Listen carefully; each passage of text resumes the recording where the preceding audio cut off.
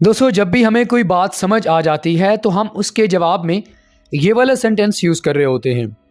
I understand, यानी मैं आपकी बात को समझता हूँ। तो ये वाला सेंटेंस यूज़ करना काफ़ी ज़्यादा पुराना हो गया है, यानी अब लोगों को काफ़ी ज़्यादा बोरिंग सा लगने लग गया है।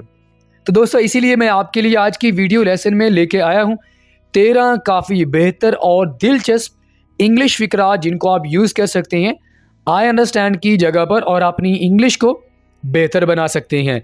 इस सबक के नोट्स आप वीडियो के नीचे दिए गए लिंक के ज़रिए बआसानी हासिल कर सकते हैं। मज़ीद हमारी इंग्लिश लर्निंग वीडियोज़ के लिए हमारे चैनल AW इंग्लिश को सब्सक्राइब करें और साथ में बेल आइकन को ज़रूर प्रेस कर दें। तो चले फ्रेंड्स, हमारे आज के वीडियो लेसन का आगाज़ करते हैं। दोस्तों, हमारे पास सबसे पहले तरीका आ जाता है जिसको आप यूज़ कर सकते हैं आई अंडरस्टैंड की जगह पर, वो है ये वाला, गॉट इट, समझ गया। आपको कोई बात बताई आपके दोस्त ने तो आप बड़े ही इनफॉर्मल वे में आप ये वाला सेंटेंस यूज़ कर सकते हैं, गॉट इट, या आप ये भी कह सकते हैं आई गॉट इट। यानी अगर आपको बात समझ आ गई है तो आप कह सकते हैं आई गॉट इट, या अगर आप किसी और की बात करना चाहते हैं तो तब भी आप कह सकते हैं she got it, he got it. यानी यहाँ पर आप सब्जेक्ट का इजाफा करते जाएंगे और आपके लिए आपके पास एक पूरा सेंटेंस बन जाएगा, यानी सब्जेक्ट के साथ I got it, she got it, या आप ये भी कह सकते हैं आई रियली गॉट इट। तो फिर आप यहाँ पर वर्ड कौन सा लेके आएंगे, really, I really got it, मुझे वाकई समझ आ गया या मैं समझ गया हूँ। आगे हमारे पास नेक्स्ट तरीका आ जाता है जिसको आप आई अंडरस्टैंड की जगह पे यूज़ कर सकते हैं, वो है ये वाला, okay I got it now, ठीक है मैं अब समझा। आपको किसी ने किसी चीज़ के बारे में बता दिया, लेट्स सपोज के लीव के बारे में बताया, यानी आपको छुट्टियां हो रही हैं तो आपको बात समझ आ गई है, तो आगे से आप कहते हैं okay I get it now, okay I get it now. तो आई अंडरस्टैंड की जगह पे आप अगर ये वाला सेंटेंस यूज़ करेंगे तो आपकी इंग्लिश काफ़ी ज़्यादा बेहतर होगी और इसमें फ्लुएंसी भी आएगी, क्योंकि जब आप न्यू वर्ड्स या न्यू सेंटेंसेस अपनी लैंग्वेज में लेके आते हैं तो आपकी लैंग्वेज बेहतर होती है। Okay I get it now, ये बिल्कुल वाज़े है, दैट्स क्लियर। ये वाला सेंटेंस आप तब इस्तेमाल करते हैं जब आपको किसी ने कोई बात बताई और आपको कोई कन्फ्यूजन नहीं रही।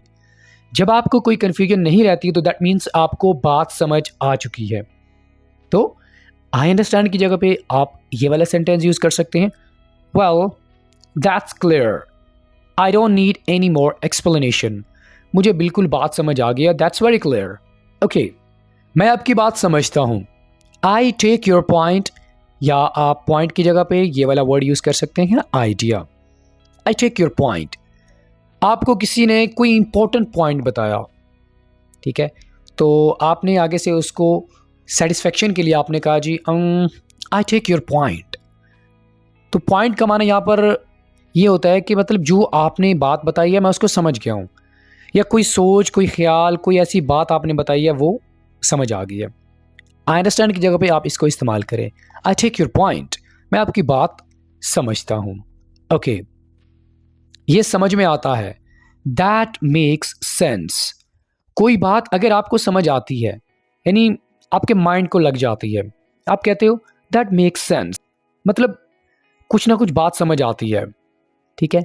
तो बजाय इसके कि आप ये कहें well I try to understand या आई अंडरस्टैंड, आप ये वाला तरीका इस्तेमाल करें, दैट मेक्स सेंस, ये समझ में आता है, ओके मैं आपको समझता हूँ।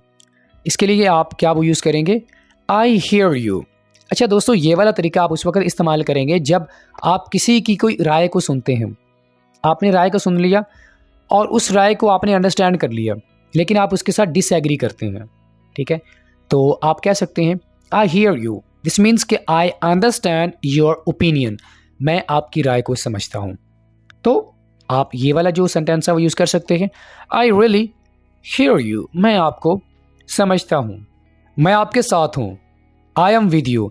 अब ये वाला सेंटेंस आपको लग रहा होगा कि हम जैसे आम तौर में बात कर रहे होते हैं कि मैं तुम्हारे साथ हूँ, तो इससे कैसे समझ आता है कि मतलब आई अंडरस्टैंड की जगह पे हम इसको कैसे यूज़ कर सकते हैं, वेरी क्लियर। देखें, आपने कोई इंपॉर्टेंट पॉइंट की बात की है, ठीक है, तो साथ बैठे उस शख्स ने कहा कि I am with you, this means कि उस शख्स को आपकी बात समझ आ गई है। तो जब कोई शख्स आपके साथ होता है, इसका मतलब ये होता है कि उसे आपकी बात समझ आ रही है। ठीक है, I am with you, this means कि आई अंडरस्टैंड यू। ये वाला सेंटेंस भी काफ़ी इंटरेस्टिंग है, आप इसको ज़रूर यूज़ कीजिएगा। आई एम विद यू, मैं आपके साथ हूँ, मीन्स आई अंडरस्टैंड यू। आगे मूव करते हैं। मैं समझ गया, आई सी। अच्छा, ये वाला सेंटेंस तो आप आमतौर पर इस्तेमाल करते हैं ना। टीचर ने आपको कोई बात बताई या आपके दोस्त ने आपको कोई बात बताई, तो आप क्या कहते हैं? आई सी। तो इसका मतलब ये नहीं होता कि मैंने आपको देख लिया। इसका मतलब ये होता है कि मैं आपकी बात को समझ गया हूँ। यानी कोई बात जो आपको पहले समझ नहीं आ रही थी, तो अब आप समझ गए हैं। आई सी। तो आई अंडरस्टैंड की जगह पे हम ये वाला सेंटेंस भी आम तौर पर यूज कर रहे होते हैं। मुझे पता है तुम्हारा क्या मतलब है। I know what you mean. जब आगे वाले की बात का मतलब आपको समझ आ जाता है, आपको पता होता है, तो दैट मीन्स आप उसको अंडरस्टैंड कर रहे होते हैं। ठीक है ना।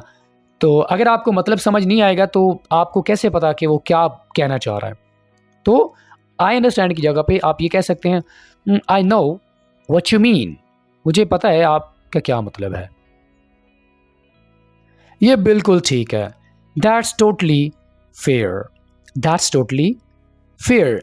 सैलरीज वगैरह की अगर बात चल रही है तो आप लोगों को 10% बोनस मिला, तो किसी ने कहा दैट्स टोटली फेयर, मीन्स के ये यहाँ पर हमने वर्ड्स टू वर्ड्स मीनिंग नहीं देखना। यहाँ पर इसका मतलब ये होगा कि आई अंडरस्टैंड। ये बिल्कुल ठीक है, मतलब आई अंडरस्टैंड, ये बिल्कुल ठीक है, ये बिल्कुल वाजे है। It's crystal clear.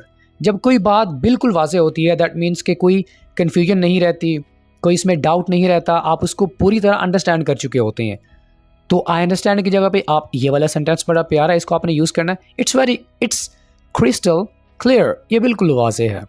ओके, बेहतर है। Fair enough. Fair enough. तो दैट्स टोटली फेयर, ये वाला सेंटेंस भी आप यूज़ कर सकते हैं और आप ये वाला सेंटेंस भी यूज़ कर सकते हैं, फेयर इनफ। यानी बेहतर है, यानी कोई बात अगर आपको अच्छी लग रही है, आप उस वक्त तक नहीं कह सकते जब तक आपको बात की पूरी समझ नहीं आ जाती। तो बात की आपको पूरी समझ आएगी तभी आप कहेंगे ना फेयर इनफ, बेहतर है। तो फेयर इनफ को आप आई अंडरस्टैंड की जगह पे यूज़ कर सकते हैं। दोस्तों, आज का हमारा जो लास्ट वे है जिसे आप आई अंडरस्टैंड की जगह पे यूज़ कर सकते हैं, वो ये वाला, बिलाशुबा ठीक है, ऑफ कोर्स या ऑल राइट। ऑफ कोर्स का माना होता है बिलाशुबा, यानी कोई बात आपने की है उसमें कोई शक नहीं है, या आपने बात सुनकर आपने कहा ऑल राइट, ठीक है, आपको बात समझ आ गई है।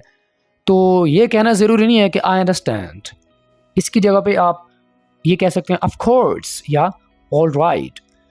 तो दोस्तों, अगर आप चाहते हैं कि आपकी इंग्लिश काफ़ी बेहतर हो जाए और आप एक सेंटेंस को बार बार यूज़ ना करें ताकि आपकी इंग्लिश बोरिंग ना लगे, तो आप आई अंडरस्टैंड की जगह पे इन 13 सेंटेंसेस जो आपको मैंने आज की वीडियो लेसन में सिखाए हैं, आपने ज़रूर इस्तेमाल करने हैं ताकि आपकी इंग्लिश काफ़ी ज़्यादा बेहतर लगे। वीडियो लेसन अगर आपको अच्छा लगा हो तो लाइक कीजिएगा, अपना फीडबैक हमें ज़रूर दीजिएगा। अगर आपने हमारे चैनल AW इंग्लिश को सब्सक्राइब नहीं किया तो हमारे चैनल को ज़रूर सब्सक्राइब कीजिएगा। फ्रेंड्स, आपके साथ मुलाकात होगी नेक्स्ट किसी लेक्चर के साथ। टिल देन, अल्लाह हाफिज़।